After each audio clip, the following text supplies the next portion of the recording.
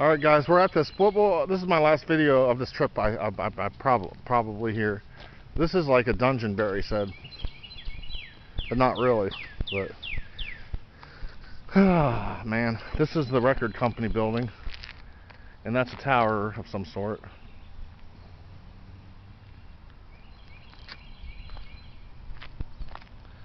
Well, what do you see in there? Just nothing? Just a picnic table, huh?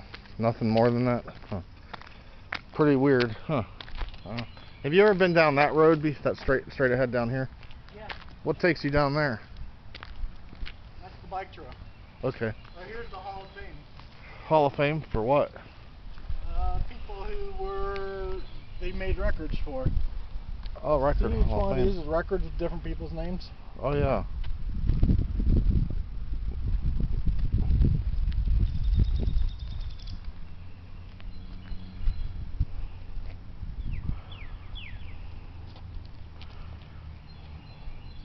A lot of this looks like the 1920s.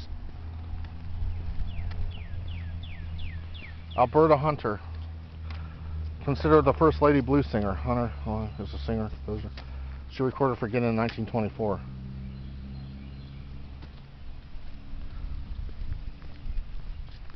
Duke Ellington, I know him.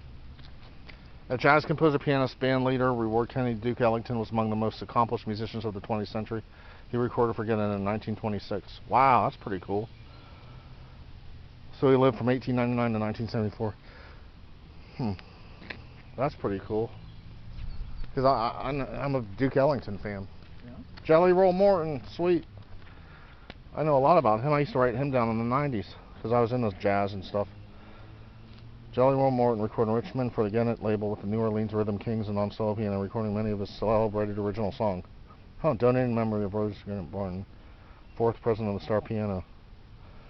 1890 to 1941. Damn, Jelly Roll Morton. Huh. That's pretty sweet. Charlie Patton, never heard of him. As the first great Mississippi Delta blues man.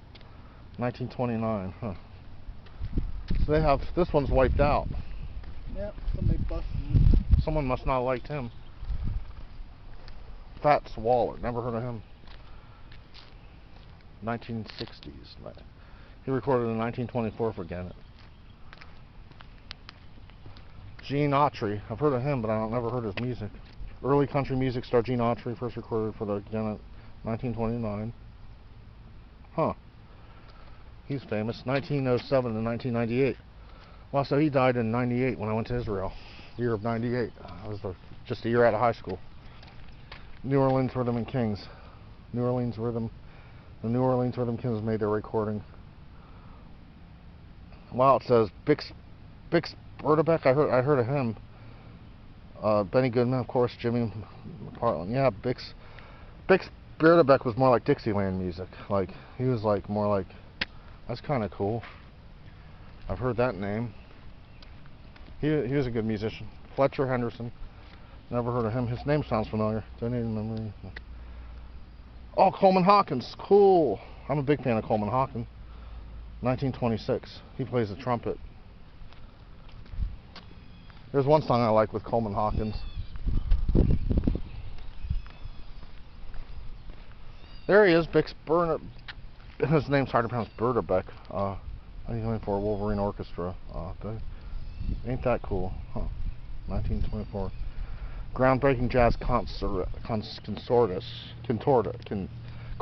because he was a cornet player, or what do they call that? I think it's the clarinet. No, cornet. Yeah.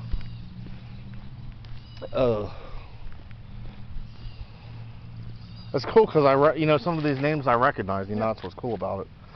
Because I grew up listening to big band jazz and stuff like that. Because my mom's dad played the trumpet in the 40s or 30s. Oh, that's cool. He played in the 60s and the 50s. Never heard of him. What about this guy? Have I heard of him? Artie Shaw, sweet. Artie Shaw was one of the greatest clarinetist composers, band leaders of the 20th century. He made his first recording in 1928. Wow. Artie Shaw, that's pretty cool. He died in 2004. He was born in 1910. Good old Artie Shaw. Sweet. Never heard of Big Bill Brunzi. Huh. Boy, this keeps going on and on.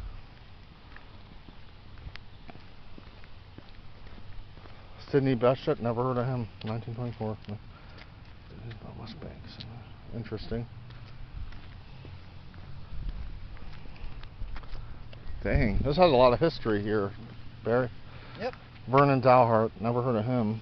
Huh, early recording, star piano. You know, it's cool, they all make them like record. They're made to look like records. Exactly. That's pretty cool. Lonnie Johnson, he sounds familiar. Huh. Uncle Dave Macon, never heard of him. We only got about 7 more left up here. Lawrence Welk. Of course I heard of him. The Lawrence Welk Show. Lawrence Welk. But he made his first recording in Richmond for the Gennett label in 28. Wow. Lawrence, wow, he passed away 1992, my best year of my life. 1903 to 1992. There's Lawrence Welk. Everybody's heard of Lawrence Welk.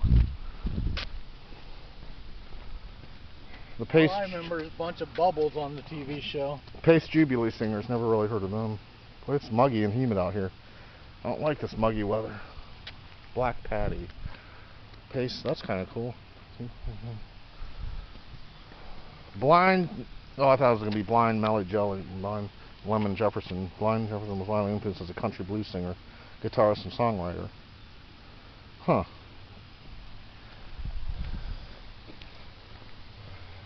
Bradley Kincaid, never heard of him. Guitarist. What's that say right here? Something about the recording studio. 1920 to 1934. Oh. Bix Bernadette and the Rhythm Jugglers. Wow. Up here, a picture of them. That's pretty cool. I'm kind of glad we came here because I grew up on jazz and big band when I was a kid back in like 30 years ago. Louis Armstrong. No shit. Jazz legend Louis Armstrong made his first recording in Richmond for the Gennett label as a member of King Oliver and Creole Jazz Band. Wow. Louis Armstrong. That's some cool shit.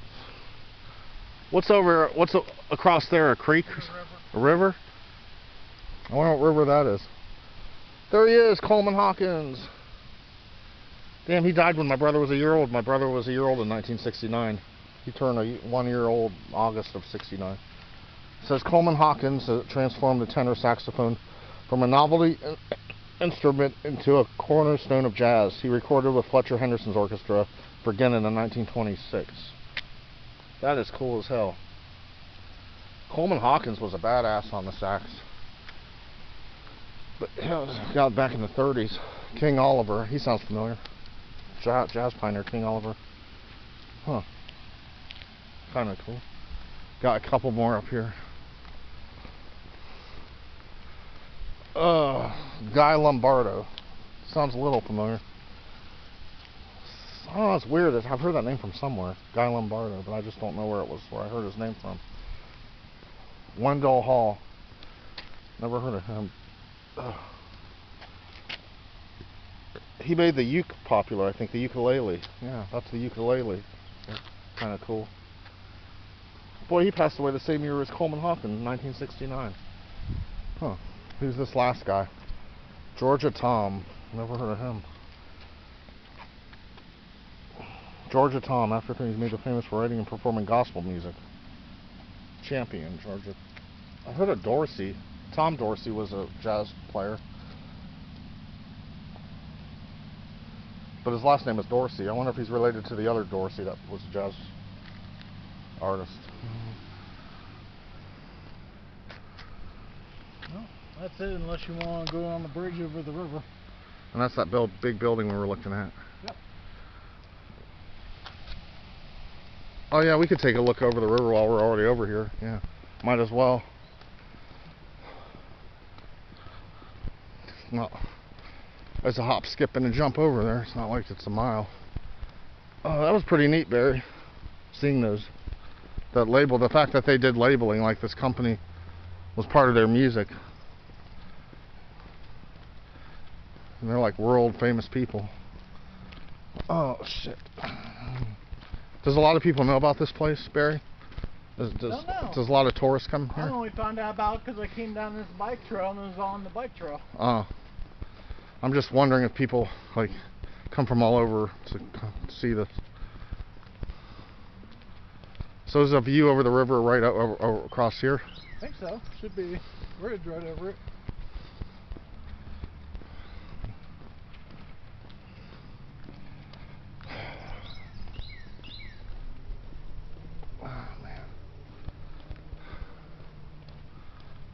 That looks like a dead end right there, though.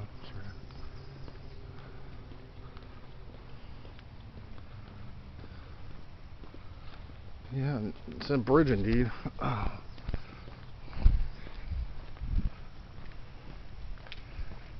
So are we still in Richmond, Indiana right now? Yeah. Okay. Let's see. Well, let's look down at the river here. Actually, the river looks like it's calm. Well, looks can be deceiving.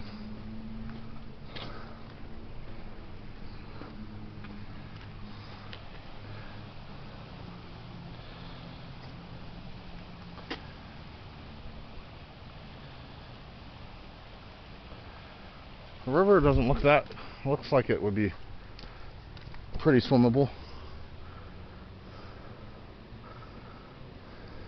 What do you think, Barry? You think it'd be easy to cross? Up there where all the rocks are showing. Not right here? Not right here. Why? Because it's too deep? Yeah. But you'd still be able to swim even if it's deep, though.